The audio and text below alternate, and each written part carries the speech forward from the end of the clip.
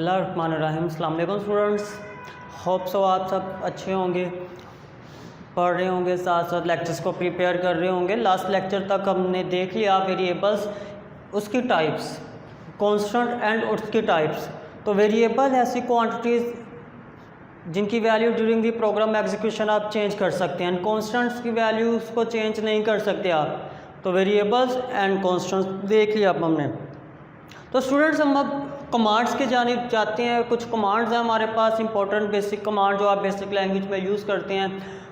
सबसे पहले तो कमांड्स क्या हैं और फिर कौन कौन सी कमांड्स हैं, उनका पर्पस क्या है, उनको आपने यूज़ कैसे करना है, उनका सिंटैक्स क्या है। तो कमांड्स एग्जीक्यूटेबल स्टेटमेंट्स हैं जो कि डायरेक्ट मोड के अंदर, हमने दो मोड्स पढ़े थे GW बेसिक के, डायरेक्ट एंड इनडायरेक्ट। तो कमांड्स ऐसी एग्जीक्यूटेबल स्टेटमेंट हैं जो कि GW बेसिक की डायरेक्ट मोड के अंदर एग्जीक्यूट होते हैं। तो commands are execute in direct mode of GW basic. ये ऐसी स्टेटमेंट्स हैं जो GW बेसिक के डायरेक्ट मोड में एग्जीक्यूट होते हैं। जैसे ही आप कमांड को टाइप करते हैं और एंटर की प्रेस करते हैं, कमांड्स एग्जीक्यूट हो जाती है और कमांड से पहले कोई लाइन नंबर नहीं होता, आप विदाउट लाइन नंबर लिखते हैं। तो commands are executable statements which are execute in direct mode and not preceded by line number। Commands ऐसे एग्जीक्यूटेबल स्टेटमेंट्स हैं जो विदाउट लाइन नंबर आप लिखते हैं और ये GW बेसिक का डायरेक्ट मोड जो होता है उसके अंदर आप लिखते हैं। These are called commands. अब फर्स्ट कमांड जो हम पढ़ने लगे हैं दैट इज़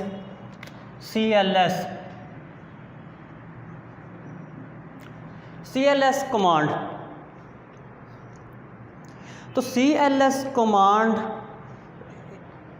किस पर्पस के लिए आप इस्तेमाल करते हैं? CLS कमांड को इस्तेमाल करने का जो मकसद है वो आपका जो स्क्रीन है उसको क्लियर करने के लिए यूज़ करते हैं। आपकी स्क्रीन जब आप GW बेसिक में प्रोग्राम लिखते हैं, उसको रन करते हैं तो हमारे पास एक आउटपुट आ जाती है। आपने दोबारा उसको रन किया तो अच्छा तरीका यह है कि पुरानी आउटपुट ना आए, सिर्फ नई आउटपुट आए। फॉर एग्जांपल प्रैक्टिकल लाइफ में देखें, आप कैलकुलेटर यूज़ कर रहे हैं, आपने किया 3 + 5 और आपका आंसर आया 8। दोबारा आपने कैलकुलेटर में किया 5 + 5 तो आंसर आया 10। तो 10 आना चाहिए, पुरानी आउटपुट 8 नहीं साथ में, ऐसे ना 8 भी आए 10 भी आए। तो पुरानी आउटपुट भी स्क्रीन पे ना आए उसके लिए हम क्या यूज़ करते हैं? CLS की कमांड। अगर आप CLS की कमांड को यूज़ नहीं करते तो स्क्रीन के ऊपर प्रीवियस आउटपुट भी शो होती रहती है। तो उसके लिए आपको क्लियर करनी पड़ती है, अपनी स्क्रीन को साफ़ करना पड़ता है, पुरानी आउटपुट ख़त्म करना पड़ती है। तो पुरानी आउटपुट ख़त्म करने के लिए CLS की कमांड यूज़ की जाती है। तो it is use to clear the screen.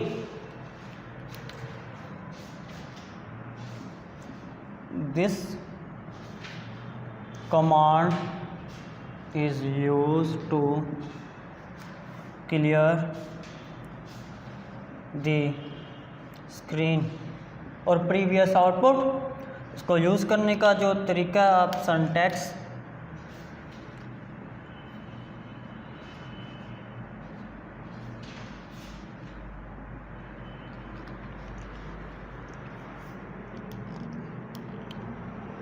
आप लिखते हैं CLS N। आप सिंपल CLS भी लिख सकते हैं। तो बट अगर आप ये N इज़ वैल्यू, ये जो वैल्यू है ये वैल्यू 0, 1 या 2 हो सकती है।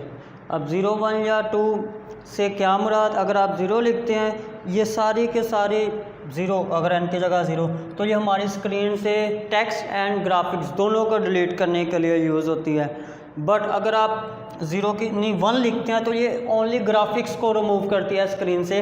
बट अगर आप 2 लिखते हैं तो ये ओनली टेक्स्ट को रिमूव करने के लिए इस्तेमाल की जाती है। तो CLS command use to clear the screen, पुरानी आउटपुट को क्लियर करने के लिए हम इस कमांड को यूज़ कर रहे होते हैं। Next command is clear.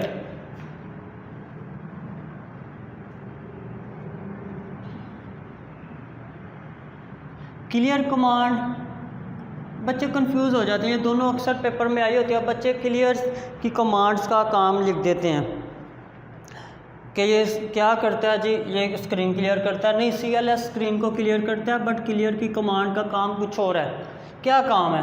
Clear की कमांड इस्तेमाल की जाती है आपकी जो वैल्यू ऑफ वेरिएबल्स हैं, मसलन अगर न्यूमेरिक वैल्यू है तो उसको ज़ीरो कर देगा, न्यूमेरिक वेरिएबल की वैल्यू को ज़ीरो, एंड स्ट्रिंग वेरिएबल की वैल्यू को नल असाइन करने के लिए इस्तेमाल होती है।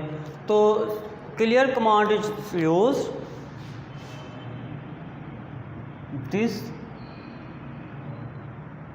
command is used to assign 0 to numeric variable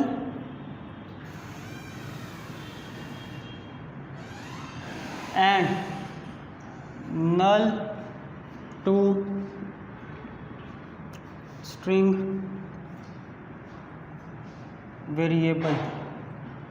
जो न्यूमेरिक वेरिएबल्स होते हैं इनकी वैल्यू को ज़ीरो, एंड जो स्ट्रिंग वेरिएबल होते हैं इनकी वैल्यू को नल असाइन कर देती है। ये पर्पस है हमारी क्लियर कमांड का। सिंपल सिंटैक्स इसका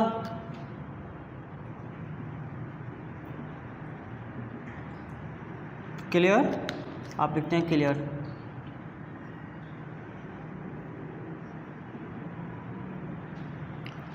It is used to assign 0 to numeric and the null to string variable। तो ये हमारे पास हमारी सेकंड कमांड थी। Next command is run. अच्छा, हम पहले सेव करते हैं। हम पहले भी ये कमांड्स पढ़ के आए हैं, second lecture end of chapter 2। Save command का पर्पस था आप जो प्रोग्राम लिख रहे हैं, जो टाइप कर रहे हैं प्रोग्राम, इसको फ्यूचर यूज़ के लिए परमानेंटली स्टोर कर लें ऑन हार्ड डिस्क। तो हार्ड डिस्क पर परमानेंटली स्टोर करने के लिए ये जो कमांड है ये इस्तेमाल की जाती है, सेव कमांड। तो save command is use to store the BASIC program on hard drive for future use. तो सेव की कमांड आप यूज़ करते हैं, this command is used to store program on secondary memory or hard disk for future use। तो future use के लिए आप ये या फिर F2 की शॉर्टकट की भी होती है जो आप प्रेस करें और यूज़ कर सकते हैं for this save command, save the program in place of save command. इसका सिंटैक्स क्या होता है?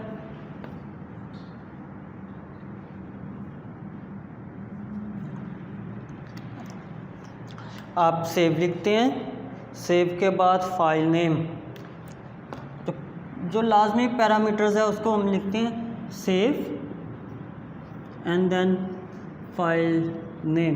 देन उसके बाद ऑप्शनल होता है हमारे पास का आपने फॉर्मेट आस्की में करना है, देन बाइनरी कोड में करना है, तो ये लाजमी है। आप सेव वो ऑप्शनल है, सेव लिखते हैं, आगे फाइल का नेम लिखते हैं, और फाइल नेम वो होता है जो आप सेव करना चाह रहे हैं अपनी हार्ड डिस्क के ऊपर।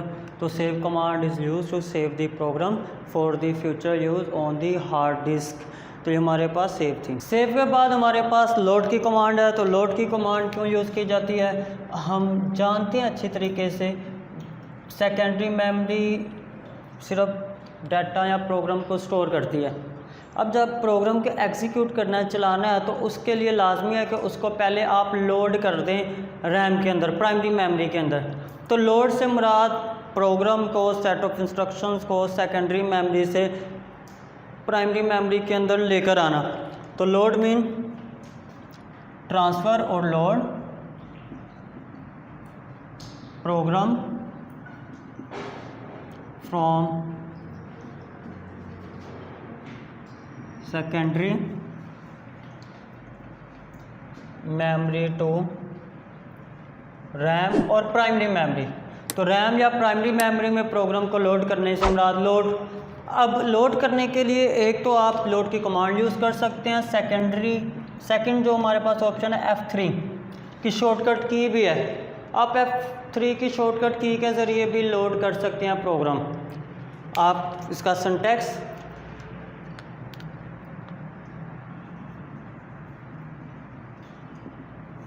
लोड एंड फाइल नेम, लाजमी सिंटैक्स है वो हम लिखते हैं load and file name complete path होता है, कंप्लीट नेम होता है उस फाइल का जो वैलिड होनी चाहिए हमारे पास हार्ड डिस्क में स्टोर होनी चाहिए, इलीगल फाइल नेम नहीं होना चाहिए, ठीक है।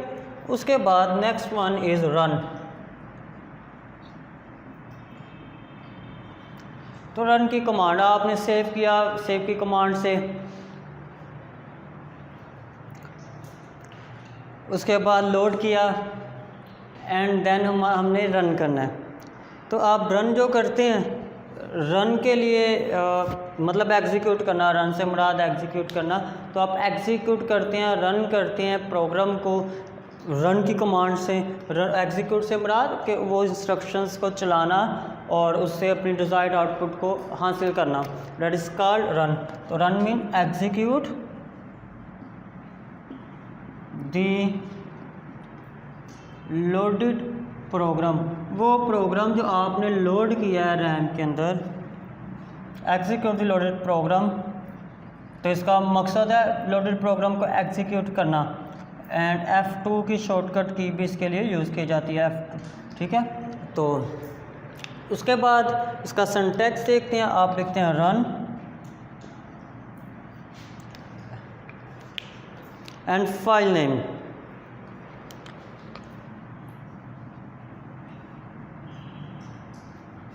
और आपका प्रोग्राम F2 की शॉर्टकट की या रन की कमांड से आप रन कर सकते हैं। तो ये हमारी 5 कमांड्स हो चुकी हैं जो हमने पढ़ी, सिंपल, कोई प्रॉब्लम नहीं, होप सो यहाँ तक। नेक्स्ट जो हमारी कमांड है दैट इज़ लिस्ट। तो लिस्ट कमांड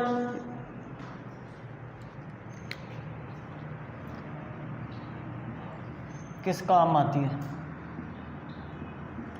लिस्ट कमांड का काम है स्क्रीन के ऊपर वो स्टेटमेंट्स या सेट एक या मोर देन वन स्टेटमेंट्स को, उस स्टेटमेंट से मुराद हम ले रहे हैं। अब हम हमारा प्रोग्राम जो होता है बेसिक का, आपको पता है वो it is the collection of statements, पहले लाइन नंबर आती है देन स्टेटमेंट आती है, तो program is the collection of statements. तो आप अपने लोडेड प्रोग्राम, जो प्रोग्राम लोड है इन दी मेमोरी रैम, आप उसकी एक या दो लाइंस मतलब स्टेटमेंट्स या ज़्यादा जितनी चाहें देखना चाहें स्क्रीन के ऊपर स्टेटमेंट्स को देखने के लिस्ट की कमांड को आप इस्तेमाल करते हैं। तो लिस्ट कमांड इज़ यूज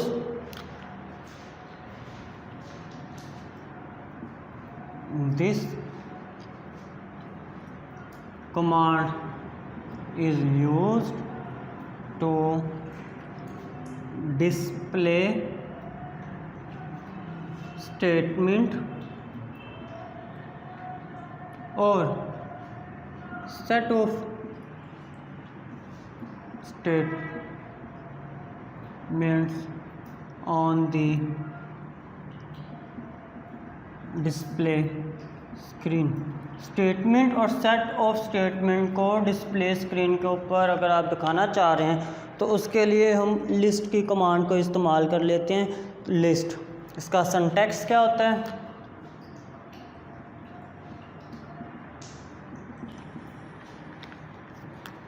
हम लिस्ट लिखते हैं N1 N2 and file name. For example, इसके एक दो एग्जांपल्स करते हैं। अगर हमारा एक प्रोग्राम लिखा हुआ है हमने बेसिक लैंग्वेज में, तो आपको पता है बेसिक लैंग्वेज का program always start with the line number, वो हमेशा एक लाइन नंबर से स्टार्ट होता है। मोस्टली 10 हम लिख देते हैं, फिर 20, 30। फॉर एग्जांपल मैंने एक प्रोग्राम लिखा जो 10, 20, 30, 40 एंड 100 तक लाइन्स है। अब मैं उसकी कुछ लाइन्स देखना चाह रहा हूँ तो मैं लिखता हूँ लिस्ट 10, चलो 100। तो इट्स मीन मैं चाह रहा हूँ जो लोडेड प्रोग्राम है उसकी जो लाइन नंबर है 100 वो स्क्रीन पे डिस्प्ले हो जाए। तो स्क्रीन पे डिस्प्ले हो जाएगी लाइन नंबर 100। मैं लिखता हूँ लिस्ट 10 to 70, इट्स मीन मैं चाह रहा हूँ लाइन नंबर 10 से लेकर 70 तक है जो प्रोग्राम की लोडेड प्रोग्राम की लाइन इन मेमोरी वो स्क्रीन पे डिस्प्ले हो जाए। अगर मैं लिखता हूँ list 10 and dash, it's mean 10 and उससे आगे जितनी भी लाइन नंबर है वो सारी की सारी स्क्रीन पे डिस्प्ले हो जाए। एंड लास्ट वन अगर मैं लिखता हूँ लिस्ट डैश 70, इट्स मीन 70 और उससे पहले जितने भी लाइन नंबर है वो सारी के सारी स्क्रीन के ऊपर डिस्प्ले हो जाए। तो this command is use to display statement or set of statement on the screen. Next command is use to print this statements or set of statement from the printer and that is list। वो list थी and this command is list। List की command जो थी वो statements को display करती थी on the screen, but अगर आपने प्रिंटर से प्रिंट निकालना है हार्ड फॉर्म में उन स्टेटमेंट्स का तो आप लिस्ट की कमांड नहीं यूज़ करेंगे, ये तो डिस्प्ले करेगी only on display screen. Then आप list की कमांड को यूज़ करेंगे। तो list command is use, it is use to print specific statements of loaded program from printer। और सिमिलरली उसकी तरह इसका भी syntax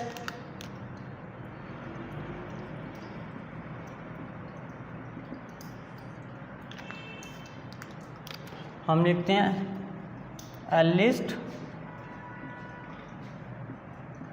n1 n2 file name. उसी तरह यहाँ से एक एग्जांपल कर लेते हैं इसकी list 40। तो it's mean we want to print line number 40, program की जो लाइन नंबर 40 है उसका प्रिंट निकालना चाह रहे हैं प्रिंटर से। list 20 to 80, it's mean 20 line number से लाइन नंबर 80 तक जितनी स्टेटमेंट्स है वो सबका प्रिंट निकल आए। list 20 dash, it's mean line number 20 और उससे आगे जितनी भी प्रोग्राम की स्टेटमेंट्स हैं उन सबका प्रिंट निकल आए। And list it's mean line number 90, इससे पहले जितनी स्टेटमेंट है वहाँ से लाइन नंबर 90 तक तमाम स्टेटमेंट्स का प्रिंट निकल आए ऑन द स्क्रीन। तो ये हमारे पास list की स्टेटमेंट कमांड्स थी। तो कमांड्स तो हमें पहले पता होना चाहिए क्या है। कमांड्स ऐसी एग्जीक्यूटेबल स्टेटमेंट्स होती हैं जो कि आप डायरेक्ट मोड में प्रोग्राम बेसिक कंपाइलर जो है उसका GW बेसिक उसमें एग्जीक्यूट कर रहे होते हैं। हमने कुछ कमांड्स पढ़ी, उनका पर्पस और उनका सिंटैक्स देखा। एक छोटे छोटे एग्जांपल्स आप चाहे ना ये समझने के लिए, बट आपको इनका पर्पस पता होना चाहिए, कमांड्स का सिंटैक्स पता होना चाहिए।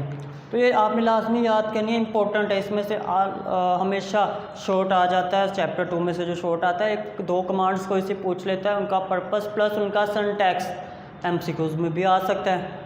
तो होप सो आप नेक्स्ट लेक्चर में आने से पहले ये जो कमांड्स हमने पढ़ी है इनको याद करके आएंगे, प्रिपेयर करके आएंगे। अगर कोई प्रॉब्लम होगी तो आप डिस्कशन के लेक्चर में पूछ सकते हैं। आपको नेक्स्ट लेक्चर तक के लिए अल्लाह हाफिज़, टेक केयर।